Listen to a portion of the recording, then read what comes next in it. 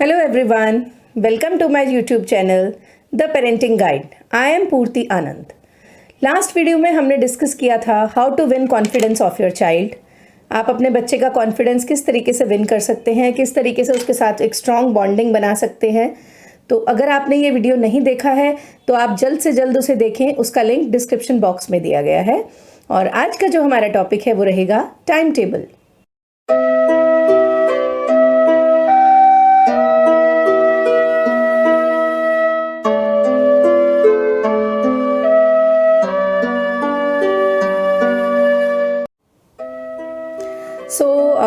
Today's topic is time table. आज का जो हमारा टॉपिक है वो है टाइम टेबल।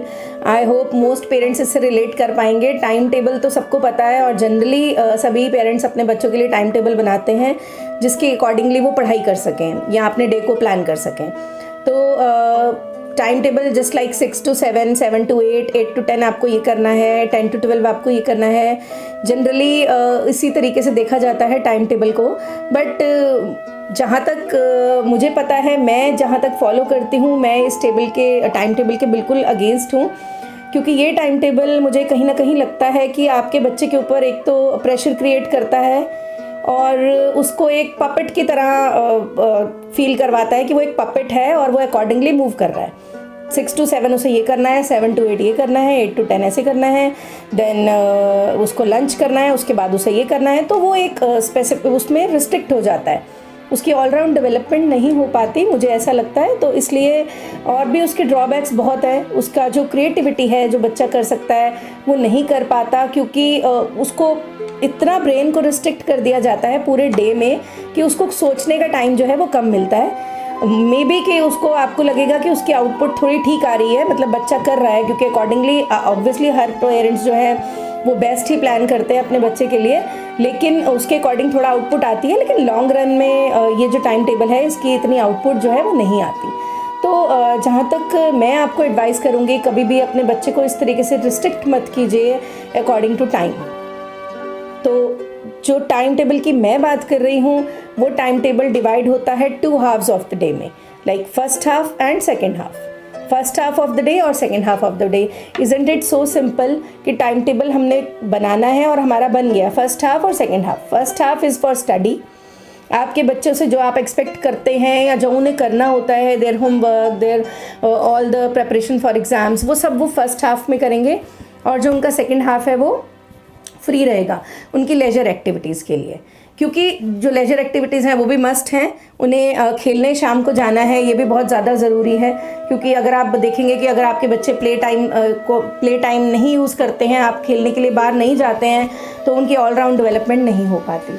तो जो सेकेंड हाफ है that is must for your children.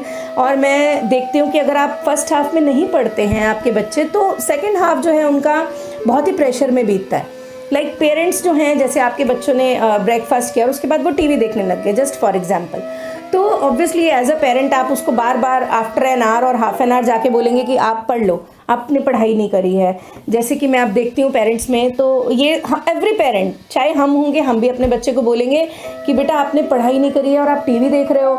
और वो बच्चा क्या बोलेगा कि आज तो हमारी हॉलीडे है मम्मा, आज नहीं पढ़ना है, मुझे अभी नहीं पढ़ना है। तो वो अभी नहीं करके आफ्टर लंच तो हमें लगता है कि अब वो पढ़ें। तो जब वो पढ़ने बैठते हैं तो उतना उनमें एनर्जी नहीं होता, क्योंकि वो अगर हम टीवी देख रहे हैं या हम कोई गैजेट्स भी यूज़ कर रहे हैं तो एवरीथिंग कंज्यूम्स आर एनर्जी। तो हमारी जो है वो एनर्जी है वो वहाँ कंज्यूम हो जाती है, तो फिर हम वो आउटपुट नहीं दे पाते जो कि हम मॉर्निंग में दे सकते हैं। तो फर्स्ट रूल है मेरे टाइम टेबल का कि आप आफ्टर ब्रेकफास्ट जो टाइम है उसको कभी भी वेस्ट नहीं करें। वो बहुत ज़्यादा ज़रूरी है आपके बच्चे का उस टाइम पे पढ़ना, बिकॉज एज अ स्टूडेंट आपकी सबसे पहले प्रायोरिटी पढ़ाई ही होती है, और जिसके लिए ही पेरेंट्स आजकल बहुत परेशान रहते हैं। तो मैं उन्हें यही कहूँगी कि आप उन्हें ये समझाएं कि वो उनका जो सेकेंड हाफ है वो उनका है, पर जो फर्स्ट हाफ है वो उनको स्टडी के लिए यूज़ करना चाहिए। तो ये टाइम टेबल फॉलो हुआ। लेकिन अब आप क्वेश्चन ये करेंगे कि हमारे बच्चे जब स्कूल जा रहे हैं तो फिर ये टाइम टेबल कैसे फॉलो होगा। तो सेम है, आपके बच्चे जब स्कूल जा रहे हैं तो आपका बच्चा जब स्कूल से आएगा, ही और she will have their lunch, उनके अपना लंच करेंगे। और लंच करने के बाद अगर उन्हें नैप लेनी है तो वो हाफ एन आवर की नैप ले सकते हैं अगर उन्हें ज़रूरत लगती है। अदरवाइज़ हाफ एन आवर के लिए वो टीवी देख सकते हैं या कुछ भी ऐसा करें जिससे कि वो रिलैक्स हो जाए और उसके बाद वो अपना होमवर्क और पढ़ाई को स्टार्ट कर दें। रादर देन स्लीपिंग फॉर 2 और 3 आवर्स, आई जनरली सी के स्कूल से आने के बाद बच्चे 2-3 घंटे सो रहे हैं, तो I don't think it's good, because वो सोने के बाद वो इवनिंग टाइम पे पढ़ाई करते हैं, जबकि बच्चे को खेलना चाहिए उस टाइम पे वो स्टडी करते हैं, तो इट इज़ नॉट गुड, ये अच्छा नहीं होगा। आप उन्हें थोड़ा सा नैप लेने के बाद इस तरीके से रूटीन में लाइए कि वो पहले पढ़ाई करें और बाद में play time, because play time is also mandatory, बहुत ज़्यादा ज़रूरी है प्ले टाइम उनके लिए। तो इस तरीके से, और pressure, please don't create any kind of pressure, किसी तरीके से प्रेशराइज बच्चे को नहीं करना है, क्योंकि जितना प्रेशर होगा उतनी आउटपुट कम आएगी, और जितना कम प्रेशर होगा उतनी ही there will be more output. अगर हमारा बच्चा हमारे अकॉर्डिंग काम कर रहा है बट, तो डोंट थिंक कि वो आउटपुट भी उतनी ही आएगी। आउटपुट तब आएगी जब वो अपने मन से पढ़ेगा, और मन से पढ़ने के लिए हमें प्रेशर बिल्डअप नहीं करना है। बिकॉज आई जनरली सी कि पेरेंट्स आजकल बोलते हैं कि इतने घंटे के लिए आप पढ़ो। I have never understood this kind of strategy कि मतलब ये क्या है, now sit here and study for 5 hours.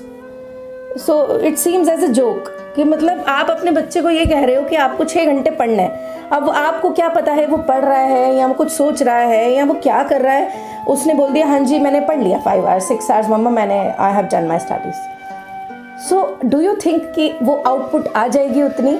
You can try, आपने, you must have, every one has tried ये चीज़ कि भैया पढ़ लो आप, लेकिन वो आउटपुट आपको नहीं मिल रही है।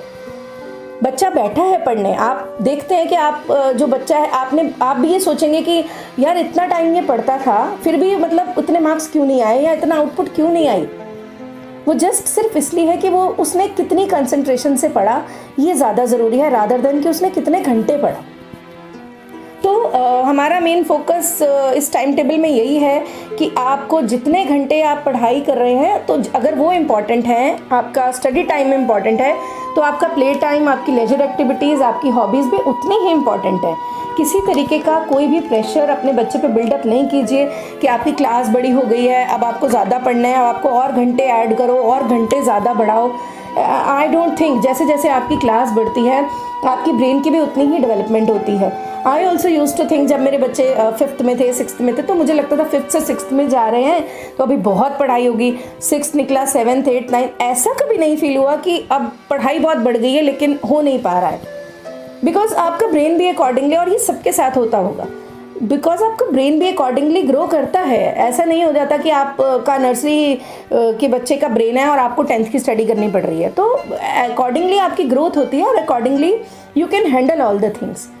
अगर आप प्रॉपरली उसको एक अच्छे से ऑर्गेनाइज करते हैं अपने टाइम टेबल को, और हमारा टाइम टेबल तो बहुत ही ईजी है, first half for study and second half is yours, आप कुछ भी कर सकते हैं उसमें। इस तरीके से हमने टाइम टेबल को डिवाइड किया है, और मैं आपको ये चाहूँगी कि अगर आपको इस तरीके के वीडियोस और देखने हैं तो आप प्लीज़ मेरे चैनल को लाइक, शेयर और सब्सक्राइब ज़रूर कीजिए, ताकि आपके पास नोटिफिकेशन आती रहे। एंड उसके बाद मैं इसी तरीके के आपको और इन्फॉर्मेटिव वीडियोस डालने की कोशिश करूँगी। Thanks for watching, thank you.